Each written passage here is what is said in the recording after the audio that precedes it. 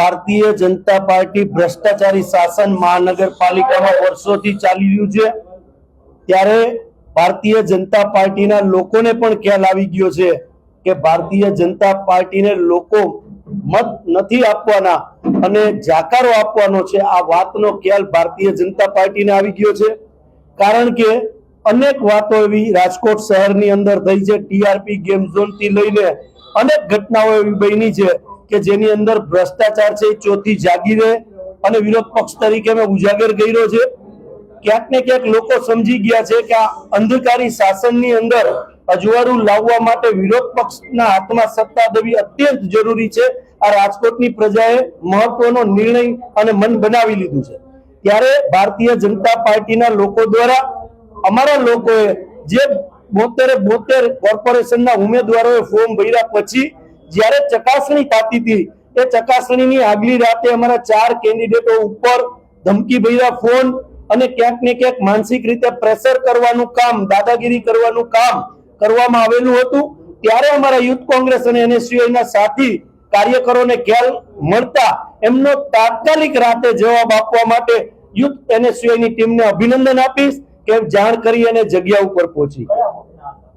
એ હું એટલા માટે અત્યારે જાહેર નહીં કરી શકું કે કારણ કે જે બનાવ બન્યો છે એ બનાવ જ્યારે બન્યો છે ત્યારે અમારા મિત્રો ત્યાં ગયા હતા અને જેમને આ બનાવ બનાવેલો છે ભારતીય જનતા પાર્ટીના લોકો દ્વારા 4 કેન્ડિડેટો ઉપર એમને પણ આ મેસેજ છે।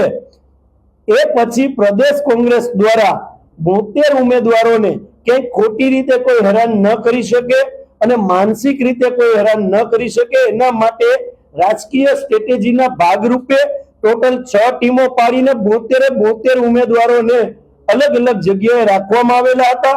જે અમારા પહેલી વખતના લોકો છે, જે પ્રથમ વખત રાજકોટ મહાનગરપાલિકાની ચૂંટણી મેદાનમાં ઉતર્યા છે, કોંગ્રેસ સાથે 25 વર્ષથી જોડાયેલા લોકો છે પણ ચૂંટણી પ્રથમ વખત લડે છે, તો રાજકીય રીતે ભારતીય જનતા પાર્ટીનો ભ્રષ્ટાચારી શાસનનો મુકાબલો કેમ કરવો એની પણ ચર્ચા થઈ જાય અને ખોટી રીતે કોઈ ઉમેદવાર ઉપર ભારતીય જનતા પાર્ટીના ગુંડાઓ કે અધિકારીઓ દ્વારા પ્રેશર ન થાય, એ રાજકીય સ્ટ્રેટેજીના ભાગરૂપે અમે અલગ અલગ જગ્યાએ ગયા હતા।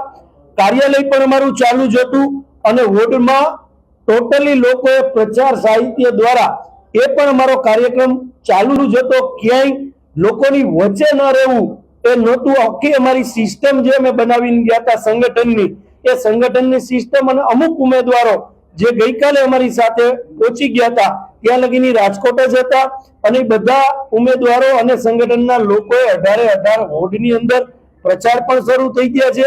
18 વોર્ડની અંદર 12 વોર્ડની અંદર કાર્યાલયનું પણ ઓપનિંગ થઈ ગયું છે, પણ માત્ર એક રાજકીય સ્ટ્રેટેજીના ભાગરૂપે અમે લોકો 72 ઉમેદવારોને ગઈકાલે અમે બહાર લઈ ગયા હતા। ભારતીય જનતા પાર્ટી ભ્રષ્ટાચારી શાસન છે।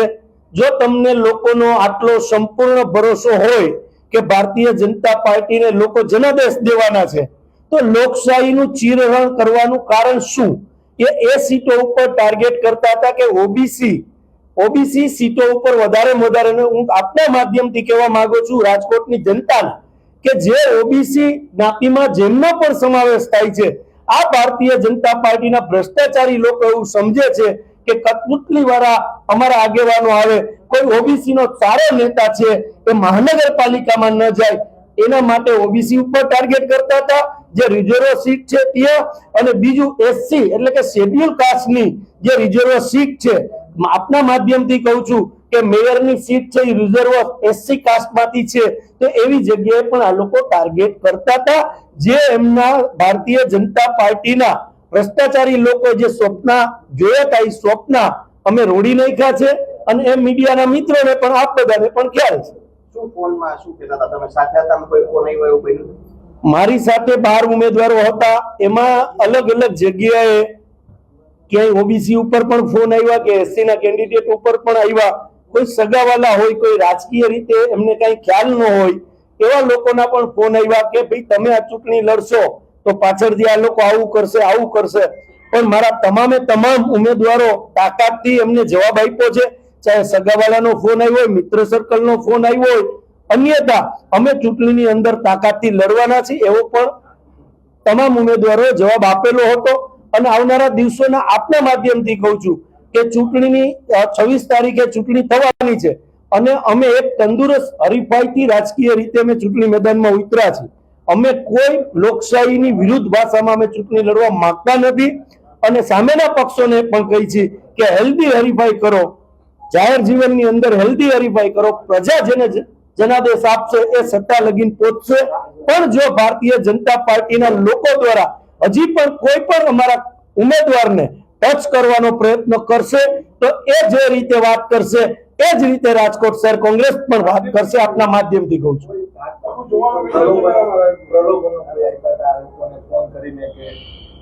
અત્યાર લગીન જે મારી પાસે વાત આવી છે એ કોઈ પૈસાની વાત નથી આવી, એટલે ખોટી વાત હું નહીં કરું. પણ ક્યાંક એવી રીતે એમને દબાવવાનો પ્રયત્ન થયો હોય કે એક બનાવ એવો બન્યો કે સોપેક્સ લાયસન્સ એટલે કે સામાન્ય વ્યક્તિ જે અમારા મહિલા આગેવાન છે એ ચૂંટણી લડે છે, એમની એક દુકાન હતી. તમારું એક વ્યક્તિ એમને ફોન કર્યો કે તમે આ ચૂંટણી લડશો તમારું સોપેક્સ લાયસન્સ રદ થશે. તો આવી માનસિક રીતે લોકોને ટોર્ચર કરવા માટે અને લોકશાહીનું ચીરહરણ કરવા માટેનું ભારતીય જનતા પાર્ટીનું કારસ્તાન હતું, જે રાજકોટ શહેરમાં અમે ફળીભૂત થવા દીધું નથી.